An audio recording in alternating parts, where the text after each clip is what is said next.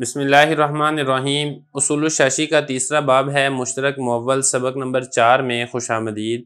آج کے سبق کے اندر مؤول پر 4 تفریعات یہ بیان کی جائیں گی۔ عبارت دیکھ لیں۔ وَمِثَالُهُ فِي الْحُكْمِيَّاتِ مَا قُلْنَا إِذَا أَطْلَقَ الثَّمَنَ فِي الْبَيْعِ كَانَ عَلَى غَالِبِ نَقْدِ الْبَلَدِ وَذَلِكَ بِطَرِيقِ التَّأْوِيلِ وَلَوْ كَانَتِ النُّقُودُ مُخْتَلِفَةً فَسَدَ الْبَيْعُ لِمَا ذَكَرْنَا وحمل الأقراء على الحيز وحمل النكاح في الآيات على الوضع وحمل الكنايات حال مذاکرة الطلاق على الطلاق من هذا القبيل۔ عبارت ہوگی ہے، اب اس کا ترجمہ دیکھ لیں، پھر آخر میں اس کی تشریح کرتے ہیں۔ اس کی مثال احکام شرعیہ میں وہ ہے جو ہم نے کہا کہ جب اس نے ثمن کو مطلق رکھا بیع میں تو یہ محمول ہوگی شہر کی غالب نقدی پر، اور یہ تعویل کے طریقے سے ہے، اور اگر نقدیاں مختلف ہوں تو پھر بیع فاسد ہو جائے گی، اسی وجہ سے جو ہم نے ذکر کیا۔ اور کو حیض پر محمول کرنا، اور نکاح کو آیت میں وطی پر محمول کرنا، اور کنایات کو محمول کرنا طلاق پر حالت مذاکرہ طلاق میں اسی قبیل سے ہے۔ عبارت ہوگی ہے، ترجمہ ہو گیا ہے، اب چلتے ہیں اس کی تشریح کی طرف۔ دیکھیں، مؤول کے بارے میں یہ کہا تھا کہ جب غالب رائے سے مشترک معنی میں سے کسی ایک معنی کو ترجیح دے دی جائے تو وہ مؤول ہو جاتا ہے اور اسی پر عمل یہ کیا جاتا ہے۔ اس کی پہلی مثال حضرت دے رہے ہیں، کل ٹوٹل 4 مثالیں یہاں پر بیان ہوں گی، ایک ایک کر کے سب کو دیکھ لیتے ہیں۔ پہلی مثال یہ ہے کہ عقد بیع میں کسی شخص نے ثمن کو مطلق رکھا اور کوئی تعیین نہیں کی، اور اس شہر میں مختلف اوصاف کے دراہم رائج ہیں، اس حالت میں کہ جو قیمت کے اعتبار سے سب دراہم یہ برابر ہیں۔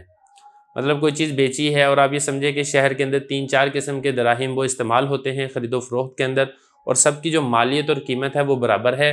تو اب اس نے کہہ دیا کہ میں نے آپ کو یہ چیز 10 درہم کے بدلے میں فروخت کی، اور وہ جو درہم تھی اس کی تعیین نہیں کی کہ جو 4 قسم کے دراہم ہیں، 5 قسم کے دراہم ہیں، ان میں سے کس قسم کا درہم یہاں پر مراد ہے۔ تو اب جو قیمت ادا کی جائے گی وہ اس شہر کے مروجہ دراہم کے مطابق ادا کی جائے گی، یعنی اس درہم میں قیمت دی جائے گی جس درہم میں اس شہر میں رواج جس درہم کا زیادہ ہوگا۔ اب یہاں پہ دیکھیں، دراہم تو کافی زیادہ تھے، اور غالب نقدی کو متعین کرنا یہ بطریق تعویل ہے، کیونکہ جو نقدی ہے وہ کئی اوصاف کے درمیان مشترک ہے، اور مشترک کے معنی میں سے ایک معنی کی تعیین کسی قرینہ کی وجہ سے ہوتی ہے، کسی غالب رائے کی وجہ سے ہوتی ہے، اور یہاں پر قرینہ کیا ہے؟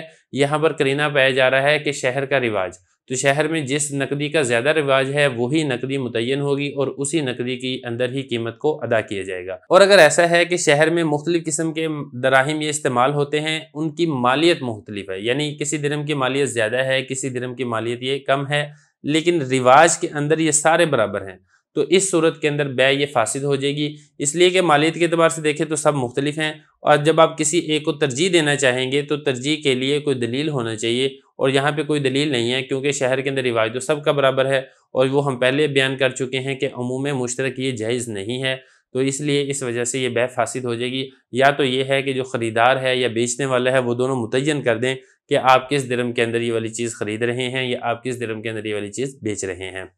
ذرا عبارت دیکھ لیں۔ حضرت فرما رہے ہیں کہ اس کی جو مثال ہے احکام شرعیہ میں وہ ہے کہ جب اس نے ثمن کو مطلق رکھا بیع میں، مطلب کوئی چیز بیچی ہے، میں یہ آپ کو فلاں چیز بیچتا ہوں 10 درہم کے بدلے میں، وہ کہتا ہے ٹھیک ہے میں 10 درہم کے بدلے میں خریدتا ہوں۔ اب وہ جو درہم ہے وہ 4-5 قسم کے، لیکن اس میں مطلق چھوڑا، وضاحت نہیں کی کہ کون سی قسم کا درہم یہ مراد ہے۔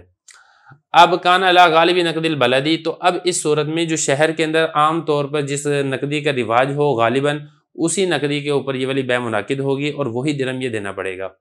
وذالک بطریق تعویلی، اور یہ تعویل کے طریقے پر ہے، یعنی لفظ تو مشترک تھا نا درہم، اب وہ کئی قسم کے دراہم کے اوپر استعمال ہوتا تھا، تو ہم نے تعویل کے ذریعے سے ایک معنی کو متعین کر دیا۔ اب وہ تعویل کیا ہے؟ وہ تعویل ہے شہر کا رواج۔ ظاہر بات ہے کہ شہر کے اندر جس چیز کے اندر خرید و فروخت ہوتی ہے تو یہ والی خرید و فروخت بھی اسی نقدی کے اندر ہی استعمال ہوگی۔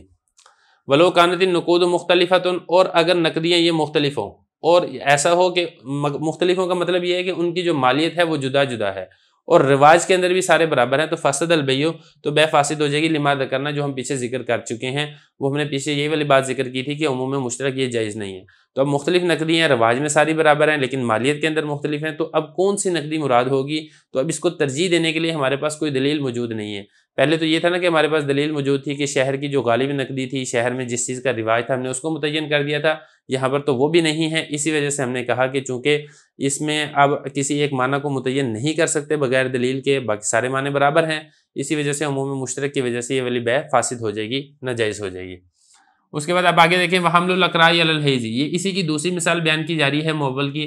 देखें कर उन के बारे में पीछे सारी तफसील गुजर चुकी है कि कर उन इसका माना हैज़ है या इसका माना तोहर है। हमने हैज़ वाला माना मुतय्यन किया था और इमाम शाफी रहमतुल्लाह अलैह ने तोहर वाला माना मुतय्यन किया था। तो ये भी लफ्ज़ मुश्तरक था, तो हमने तावील के ज़रिए से एक माने को मुतय्यन कर दिया।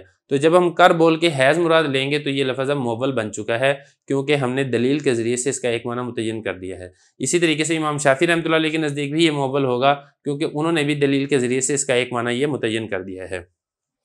या इसी तरीके से एक और मिसाल भी पीछे गुजरी थी कि जो निकाह का लफ्ज़ था वो वती के ऊपर महमूल था। ये वाली बात भी पीछे तफसील के साथ गुजर चुकी है कि इससे अक़द निकाह मुराद है, ये इससे वती मुराद है।